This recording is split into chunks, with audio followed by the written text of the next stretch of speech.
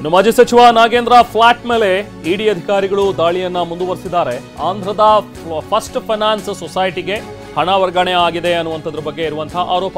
ಬೆಂಗಳೂರಿನ ವಾಲ್ಮೀಕಿ ನಿಗಮದಿಂದ ಹಣ ವರ್ಗಾವಣೆ ಆಗಿದೆ ಅನ್ನುವಂಥದ್ರ ಬಗ್ಗೆ ಆರೋಪವನ್ನು ಎದುರಿಸ್ತಾ ಇರುವಂತಹ ಇವರೆಲ್ಲರೂ ಕೂಡ ನಕಲಿ ಬ್ಯಾಂಕ್ ಖಾತೆ ತೆರೆದು ಹಣ ವರ್ಗಾವಣೆ ಮಾಡಿದ್ದಾರೆ ಅನ್ನುವಂಥದ್ದನ್ನ ಕೂಡ ಈಗ ಪತ್ತೆ ಹಚ್ಚಿದ್ದಾರೆ. ಫಸ್ಟ್ ಫೈನಾನ್ಸ್ ಬ್ಯಾಂಕ್ನಿಂದ 200ಕ್ಕೂ ಹೆಚ್ಚು ಖಾತೆಗಳಿಗೆ ಹಣ ಹೋಗಿದೆಯಂತೆ.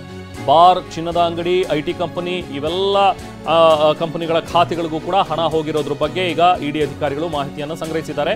ಪ್ರತಿ ಖಾತೆಗೆ 10 ರಿಂದ 20 ಲಕ್ಷ ಹಣ ವರ್ಗಾವಣೆಯಾಗಿದೆ ಅಂತೆ.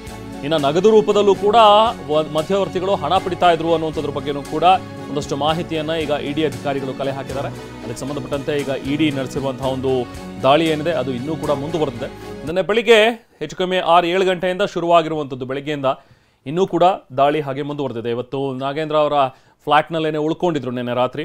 ಅಲ್ಲಿ ತಡರಾತ್ರಿ 12 ಗಂಟೆವರೆಗೂ ಕೂಡ ಪರಿಶೀಲನೆಯನ್ನು ನಡೆಸಿದ್ದಾರೆ. ಅದಾದ ನಂತರ ಅಲ್ಲೇ ಉಳ್ಕೊಂಡು ನಂತರ ಈಗ ಮತ್ತೆ ಬೆಳಗ್ಗೆನೇ ಮತ್ತೆ ರೇಡನ್ನು ಮುಂದುವರೆಸಿದ್ದಾರೆ. ಇನ್ನು ಬಳ್ಳಾರಿಯಲ್ಲಿರುವಂಥ ನಾಗೇಂದ್ರ ಅವರ ನಿವಾಸ ನೋಡ್ತಾ ಇದ್ದೀರಿ. ಅಲ್ಲೂ ಕೂಡ ಅಲ್ಲಿ ಯಾರೂ ಸಂಬಂಧಿಕರಾಗಲಿ ಅಥವಾ ಅವರ ಫ್ಯಾಮಿಲಿಯವರಾಗಲಿ ಯಾರೂ ಇರಲಿಲ್ಲ. ಬಟ್ ಅವರ ಕೆಲಸದವರು ಒಂದಷ್ಟು ಜನ ಇದ್ದರು, ಅವರನ್ನೇ ಅಲ್ಲಿ ಕೂರಿಸಿ ವಿಚಾರಣೆಯನ್ನು ಮಾಡಿದ್ರು. ಇನ್ನು ಬಳ್ಳಾರಿಯಲ್ಲಿ ಅಂತೂ ರೇಡ್ ಮುಕ್ತಾಯವಾಗಿದೆ. ಬಟ್ ಬೆಂಗಳೂರಿನಲ್ಲಿ ಇಡಿ ರೇಡ್ ಕಂಟಿನ್ಯೂ ಆಗಿದೆ. ರಾಮ್ಕಿ ಉತ್ಸವ ಅಪಾರ್ಟ್ಮೆಂಟ್ನಲ್ಲಿರುವಂಥ ಮನೆ, ಸೊ ಮನೆ ಮೇಲೆ ರೇಡ್ ಆಗಿರುವಂಥದ್ದು. ಇಲ್ಲಿ ಕೂಡ ಇನ್ನೂ ದಾಳಿಯನ್ನು ಮುಂದುವರೆಸಿದ್ದಾರೆ ಇಡಿ ಅಧಿಕಾರಿಗಳು. ಈ ಸಂದರ್ಭದಲ್ಲಿ ಒಂದಷ್ಟು ಮಾಹಿತಿಯನ್ನು ಕೂಡ ಅವರು ಕಲೆ ಹಾಕಿದ್ದಾರೆ. ಹೇಗೆ ಅಕ್ರಮವಾಗಿ ಹಣ ವರ್ಗಾವಣೆ ಆಗಿದೆ ಅಂತೇಳಿ. ಇಲ್ಲಿ ಬೆಂಗಳೂರಿನಲ್ಲಿರುವಂಥ ಒಂದು ನಿಗಮದ ಕಚೇರಿ ಏನಿದೆಯಲ್ಲ ಅಲ್ಲಿಂದಲೇ ಟ್ರಾನ್ಸ್ಫರ್ಸ್ ಆಗಿದೆ, ಹಣದ ವಹಿವಾಟು ಆಗಿದೆ ಅಂತ ಹೇಳಿ ಕೂಡ ಅಧಿಕಾರಿಗಳು ಮಾಹಿತಿಯನ್ನು ಪಡ್ಕೊಂಡಿದ್ದಾರೆ. ಆಂಧ್ರದ ಫಸ್ಟ್ ಫೈನಾನ್ಸ್ ಸೊಸೈಟಿಗೆ ಹಣ ವರ್ಗಾವಣೆ ಆಗಿದೆ.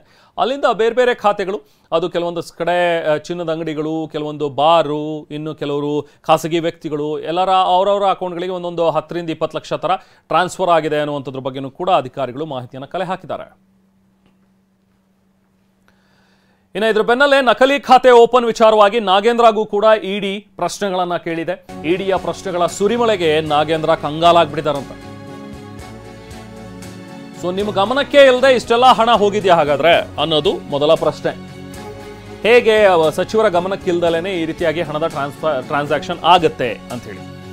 ಸೊ ಆಪ್ತ ಅಂದ್ರೆ ನಾಗೇಂದ್ರ ಅವರ ಆಪ್ತ ನೆಕ್ಕಂಟಿ ನಾಗರಾಜ್ ಏನಿದಾರಲ್ಲ ಅವ್ರ ಮೂಲಕನೇ ಇದೆಲ್ಲ ಮಾಡಿಸಿದ್ರ ಹಾಗಾದ್ರೆ ಅನ್ನೋದು ಕೂಡ ಇಡಿ ಅಧಿಕಾರಿಗಳ ಪ್ರಶ್ನೆ. ನೀವು ಮಾಡಿಲ್ಲ ಅಂತ ಹೇಳಿದ್ರೆ ಇಷ್ಟು ದೊಡ್ಡ ಮಟ್ಟದಲ್ಲಿ ಹಣದ ವ್ಯವಹಾರ ನಡೆದ್ರೂ ಕೂಡ ನೀವ್ ಯಾಕೆ ಪ್ರಶ್ನೆ ಮಾಡಲಿಲ್ಲ ಅನ್ನುವಂಥದ್ದು ಕೂಡ ಇಡಿ ಅಧಿಕಾರಿಗಳು ಕೇಳಿರುವಂಥ ಪ್ರಶ್ನೆ. ನಿಮ್ಮ ಗಮನಕ್ಕೆ ಇಲ್ದಲೇದೇನೆ ಇದೆಲ್ಲ ನಡೆಯೋದಕ್ಕೆ ಸಾಧ್ಯ ಇಲ್ಲ ಅನ್ನುವಂಥದ್ದನ್ನು ಕೂಡ ಎಲ್ಲರೂ ಅದನ್ನ ಗೊತ್ತಾಗುವಂಥ ವಿಚಾರ. ಇಡಿ ಪ್ರಶ್ನೆಗಳಿಗೆ ನಾಗೇಂದ್ರ ಕೂಡ ಉತ್ತರಿಸೋದಕ್ಕೆ ಆಗಿಲ್ಲ ಅನ್ನೋದು ನಮಗೆ ಸಿಕ್ಕಿರುವಂತಹ ಇನ್ಸೈಟ್ಸ್ ಮಾಹಿತಿ. ಅಸ್ಪಷ್ಟವಾದಂಥ ಉತ್ತರವನ್ನು ಕೊಡ್ತಾ ಇದ್ದಾರಂತೆ ಮಾಜಿ ಸಚಿವ ನಾಗೇಂದ್ರ. ಸೊ ಹಾಗಾಗಿ ಇಡಿ ಅಧಿಕಾರಿಗಳು ಸದ್ಯಕ್ಕೆ ಇವರನ್ನ ಹೀಗೆ ಬಿಡೋ ಲಕ್ಷಣಗಳು ಕಾಣಿಸ್ತಾ ಇಲ್ಲ. ಯಾಕಂದರೆ ನಿನ್ನೆ ಬೆಳಿಗ್ಗೆಯಿಂದ ನಡೆದಿರುವಂಥ ಒಂದು ದಾಳಿ, ರಾತ್ರಿ ಕೂಡ ಅಲ್ಲೇ ಉಳ್ಕೊಂಡಿದ್ದಾರೆ. ಇವತ್ತು ಬೆಳಿಗ್ಗೆಯಿಂದ ಮತ್ತೆ ದಾಳಿ ಮುಂದುವರೆದಿದೆ ಅಂತ ಹೇಳಿದ್ರೆ ಕೆಲವೊಂದಷ್ಟು ಚರ್ಚೆಗಳು ಕೂಡ ಆಗ್ತವೆ. ಬಹುಶಃ ಏನಾದರೂ ನಾಗೇಂದ್ರ ಅವರನ್ನು ವಶಕ್ಕೆ ಪಡಿಬಹುದಾ ಇಡಿ ಅಧಿಕಾರಿಗಳು ಮತ್ತಷ್ಟು ವಿಚಾರಣೆ ನಡೆಸುವ ಸಲುವಾಗಿ. ಯಾಕಂದರೆ ಯಾವ ಪ್ರಶ್ನೆಗಳಿಗೂ ಕೂಡ ಸ್ಪಷ್ಟವಾಗಿ ನಾಗೇಂದ್ರ ಅವರು ಉತ್ತರ ಕೊಡ್ತಾ ಇಲ್ಲ ಅನ್ನುವಂಥದ್ರ ಬಗ್ಗೆಯೂ ಕೂಡ ಒಂದಷ್ಟು ಮಾಹಿತಿ ಇರೋದ್ರಿಂದಾಗಿ. ಸೊ ಹಾಗಾಗಿ ನೋಡ್ತಾ ಹೋದರೆ ಬಹುಶಃ ಏನಾದರೂ ನಾಗೇಂದ್ರ ಅವರನ್ನು ಅರೆಸ್ಟ್ ಮಾಡ್ತಾರಾ, ವಶಕ್ಕೆ ಪಡಿತಾರಾ ಅನ್ನುವಂಥದ್ರ ಬಗ್ಗೆಯೂ ಕೂಡ ಒಂದಷ್ಟು ಚರ್ಚೆಗಳಾಗ್ತಾ ಇವೆ.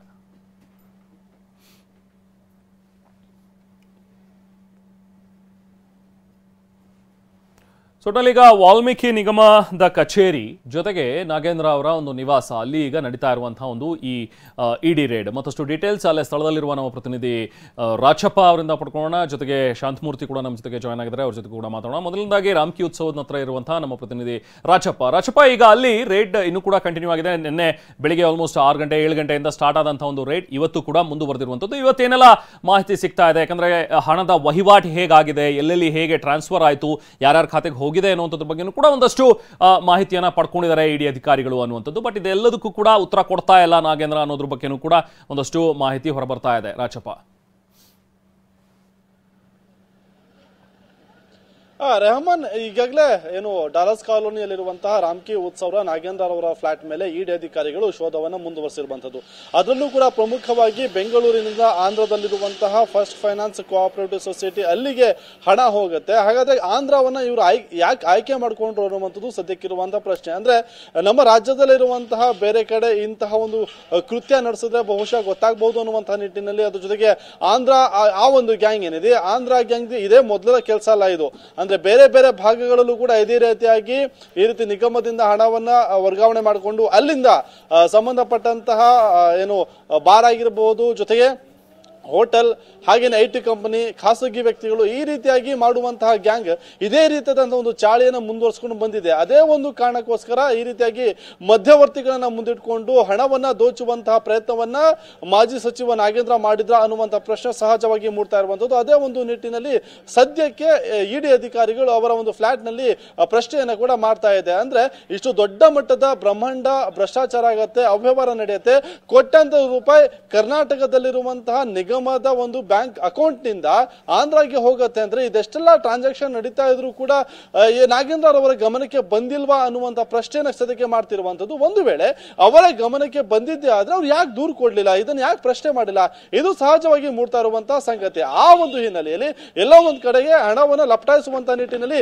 ED ಅಧಿಕಾರಿಗಳು ನಿರಂತರವಾಗಿ ಅವರ ಒಂದು ನಾಗೇಂದ್ರ ಅವರ ಫ್ಲಾಟ್ಗೆ ಆಗಮಿಸ್ತಿರುವಂತದ್ದು ಈಗಲೂ ಕೂಡ ಗಮನಿಸಬಹುದು. ಅಂದ್ರೆ ಒಂದೊಂದೇ ವಾಹನಗಳು ಈಗಾಗಲೇ ನಾಗೇಂದ್ರ ಅವರ ಫ್ಲಾಟ್ ನಲ್ಲಿ ಒಂದು ತಂಡವನ್ನ ಶೋಧ ಮಾಡ್ತಾ ಇದ್ರೆ, ಈಗ ಕೆಲವೇ 5 ನಿಮಿಷದ ಮುಂಚೆ ಮತ್ತೊಂದು ಟೀಮ್ ಕೂಡ ನಾಗೇಂದ್ರ ಅವರ ನಿವಾಸಕ್ಕೆ ಹೋಯ್ತು. ಈಗ ಮತ್ತೊಂದು ತಂಡವು ಕೂಡ ಸದ್ಯಕ್ಕೆ ನಾಗೇಂದ್ರ ಅವರ ಒಂದು ಫ್ಲಾಟ್ಗೆ ಬಂದಿರುವಂತದ್ದು. ಅಂದ್ರೆ ನಿರಂತರವಾಗಿ ಅವರಿಗೆ ಸಿಗುವಂತಹ ಲೀಡ್ ಏನಿದೆ ಅಂದ್ರೆ ನಾಗೇಂದ್ರ ಅವರು ICICI ಬ್ಯಾಂಕ್ ಅಲ್ಲಿ ಅಕೌಂಟ್ ಅನ್ನು ಹೊಂದಿದ್ರು, ಹಾಗಾಗಿ ಬ್ಯಾಂಕಿಗೆ ಹೋದಂತಹ ED ಅಧಿಕಾರಿಗಳು ಬ್ಯಾಂಕ್ ನಿಂದ ಒಂದಿಷ್ಟು ಸಿಬ್ಬಂದಿಗಳನ್ನ ಕರ್ಕೊಂಡು ಬಂದು ಅವರ ಒಂದು ಬ್ಯಾಂಕ್ ವಿಚಾರಕ್ಕೆ ಸಂಬಂಧಪಟ್ಟಂತ ಮಾಹಿತಿನ ಕೂಡ ಕಲೆ ಹಾಕಿದ್ರು. ಹಾಗಾಗಿ ಇಲ್ಲಿ ಅವರ ಮನೆಯಲ್ಲಿ ಫ್ಲಾಟ್ ನಲ್ಲಿ ಶೋಧ ನಡೆಸ್ತಾ ಇದ್ರೆ ಎಲ್ಲೆಲ್ಲಿ ಲೀಡ್ ಸಿಗತ್ತೆ ಅಲ್ಲಿಗೆ ಹೋಗ್ತಾರೆ, ಅಲ್ಲಿಂದ ಸಿಗುವಂತ ದಾಖಲೆಗಳನ್ನ ಮತ್ತೆ ಅವರ ಫ್ಲಾಟ್ಗೆ ತಗೊಂಡು ಬಂದು ಅದನ್ನ ಸ್ಪಷ್ಟನೆ ಕೇಳುವಂತಹ ಕೆಲಸವನ್ನ ಕೂಡ ಸದ್ಯಕ್ಕೆ ED ಅಧಿಕಾರಿಗಳು ಮಾಡಿರುವಂತದ್ದು. ಅಂದ್ರೆ ನಿನ್ನೆಗಿಂತ ತೀವ್ರವಾದಂತಹ ಒಂದು ವಿಚಾರಣೆ ಇವತ್ತು ಮಾಡ್ತಿರುವಂತದ್ದು. ಅಂದ್ರೆ ಪ್ರಮುಖವಾಗಿ ಹೇಳ್ಬೇಕಂದ್ರೆ ED ಇಕ್ಕಳದಲ್ಲಿ ಸದ್ಯಕ್ಕೆ ನಾಗೇಂದ್ರ ಸಿಗಾಕೊಂಡಿರುವಂತದ್ದು. ಹಾಗಾಗಿ